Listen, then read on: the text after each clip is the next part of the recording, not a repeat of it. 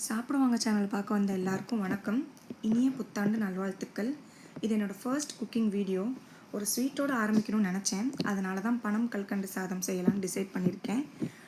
அதுக்கப்புறம் நான் first time video எடுத்துகிட்டே குக் பண்ணுறதுனால கொஞ்சம் பதட்டமாகவே இருந்தேன். பட் ஸ்டில் என்னால் முடிஞ்ச எல்லா குறிப்புகளையும் கொடுத்துருக்கேன். ஏதாவது விட்டுருந்தா கீழே எனக்கு கமெண்ட்ஸில் கேளுங்க, கண்டிப்பாக ரெஸ்பாண்ட் பண்ணுறேன். அப்புறம் இந்த பால் பொங்குற மாதிரியே என்னோடய சேனலுக்கும் சப்போர்ட்டர்ஸ் பொங்கி வரணும்னு ஆசை. கொஞ்சம் பேராசை தான், பட் எல்லாருக்கும் பிடிக்கும்னு கண்டிப்பாக நம்புகிறேன். ஓகே, பனங்கல்கண்டு சாதத்துக்கு தேவையான பொருட்களும் அது எப்படி செய்கிறதுன்னு பார்க்கலாம். நம்ம நார்மலாக கல்கண்டு சாதம் செஞ்சுருக்கோம். அந்த கல்கண்டுக்கு பதில் பனங்கல்கண்டு வச்சு செய்கிறோம்.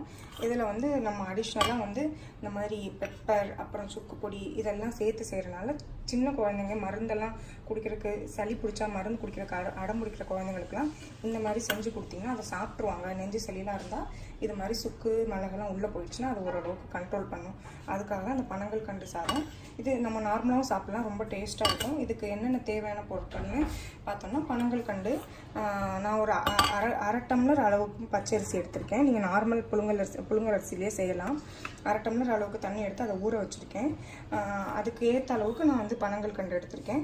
அப்புறம் ஒரு டம்ளர் கெட்டி பால், காய்ச்சாத பால் தான், இனிமேல் தான் காய்ச்சணும். அப்புறம் ஒரு டம்ளர் தண்ணி.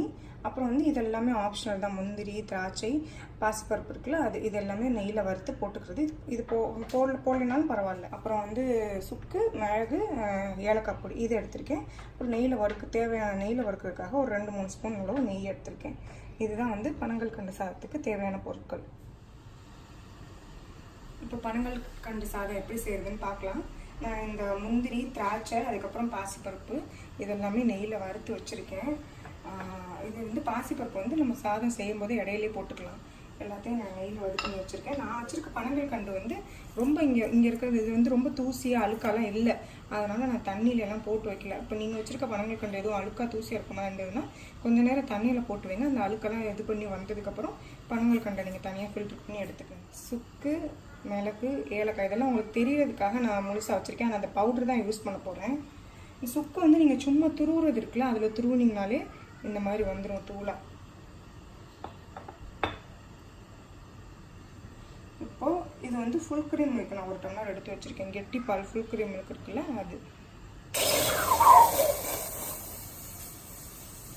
அது கூட சேர்ந்து ஒரு டம்ளர் தண்ணி ஊற்றிருக்கேன்.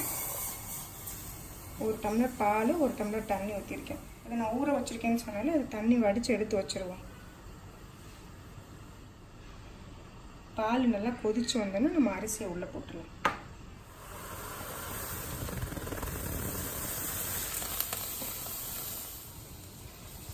இப்போ பால் நல்லா ஓரளவு பொங்கிருச்சு. இப்போ நீங்கள் அந்த ஊற வச்ச அரிசி இருக்குல்ல, அதை போட்டுருவோம்.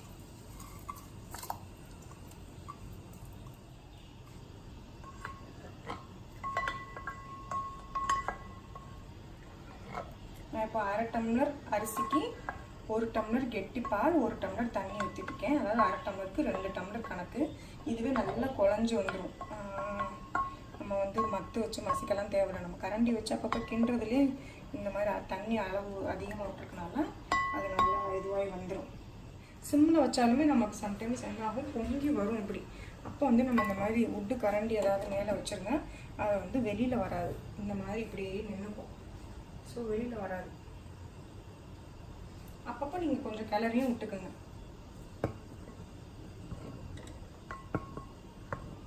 நீங்கள் குக்கரில் வச்சு எடுக்கிறதுனா கூட வேகமாக வச்சு எடுத்துடலாம்.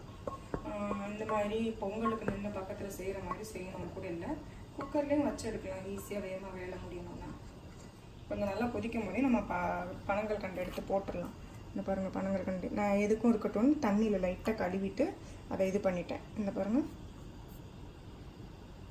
இருக்குல்ல, இதை இப்போ உள்ளே போட்டுடலாம். கொதிக்கும் போதே போட்டிங்கன்னா அது நல்லா அது பாட்டுக்கு கரைஞ்சிரும். இப்போ ஓரளவுக்கு நமக்கு கொதிச்சு இதுவாகிடுச்சு. பாருங்கள், ஓரளவு இதுவாகிருக்கு. இப்போ நம்ம பாசிப்பருப்பு கொஞ்சம் வறுத்து வச்சுருக்கோம்ல நெய்யில், அதையும் உள்ளே போட்டுருவோம்.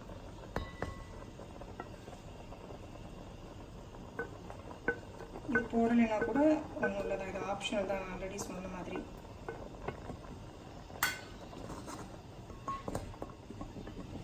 நான் சொன்ன அந்த சுக்கு, மிளகு, அதுக்கப்புறம் ஏலக்காய் பொடி, இந்த 3ஐயும் வந்து கொஞ்சம் கடைசியில் இறக்குறதுக்கு கொஞ்சம் நேரத்துக்கு முன்னாடி போடணும். முதலே போட்டு அதை ரொம்ப நேரம் கொதிக்க வச்சோம்னா அது மருந்து வாட வரும். இப்போது நமக்கு ஓரளவுக்கு ஃபுல்லாக சுண்டிடுச்சு. பாருங்கள், இந்த மாதிரி தான் இருக்குது. இனி வந்து அந்த லைட்டாக வற்றணும், அவ்வளோதான். இந்த நேரத்தில் இந்த மாதிரி ஸ்டேஜில் வந்து நம்ம வந்து ஏலக்காய் பொடி, சுக்கு பொடி, இந்த பாருங்கள், சுக்கு, ஏலக்காய், அப்புறம் மிளகு பொடி இதை போட்டுடலாம். மிளகு பொடி கொஞ்சமாக போடுங்க. ஊட்டி விடும்போது கூட நீங்கள் வந்துட்டு குழந்தைக்கு ஊட்டி விடும்போது கூட இன்னும் கொஞ்சம் எக்ஸ்ட்ராவாக மேலாப்பில் தூவி விட்டுக்குங்க. சுக்கு நான் அளவு கம்மியாக எடுத்துருக்கேன். நான் ஒரு 2 பிஞ்ச் மட்டும் போடுறேன். ஏலக்காவும் சுக்கும் கொஞ்சம் ஈக்குவலான அளவில் போடுறேன். இந்த மாதிரி 2 பிஞ்ச் போட்டிருக்கேன்.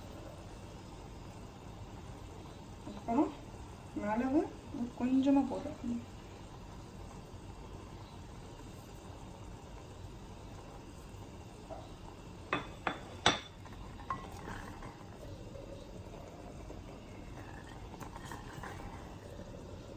பாருங்கள், அந்த பாசிப்பருப்பு வறுத்து போட்டிருக்கோம்ல, அதுதான் அங்கங்கே அப்படி இருக்குது. இப்போது நம்ம வறுத்து வச்சுருக்க முந்திரி, திராட்சை எல்லாம் போட்டுடலாம். வறுத்து வச்சது போக மிச்சம் இருக்கிற ஒரு 2-3 நெய் அதை ஊற்றிடலாம்.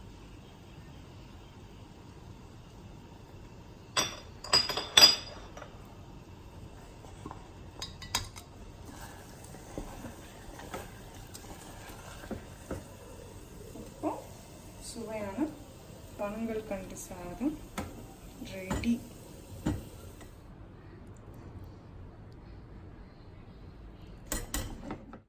சூப்பரான பனங்கல்கண்டு சாதம் ரெடி ஆயிடுச்சு சாப்பிட்றதுக்கு. இப்போது இதை நீங்கள் அப்படியும் சாப்பிட்லாம். இல்லைன்னா சின்ன பசங்க, சளி இருக்கிற பசங்களுக்கு ஊட்டி விடும்போது நீங்கள் அதில் இன்னும் கொஞ்சம் சுக்கும் மிளகும் கூட்டிட்டு அதுக்கேற்ற மாதிரி பனங்கல்கண்டையும் கூட்டிட்டு அவங்களுக்கு ஊட்டி விடலாம். நம்ம தாத்தா பாட்டிங்க சொன்ன மாதிரி உணவே மருந்து. சத்தானதாக சாப்பிடுங்க, ஹெல்த்தியாகிடுங்க. தேங்க்ஸ் ஃபார் வாட்சிங்.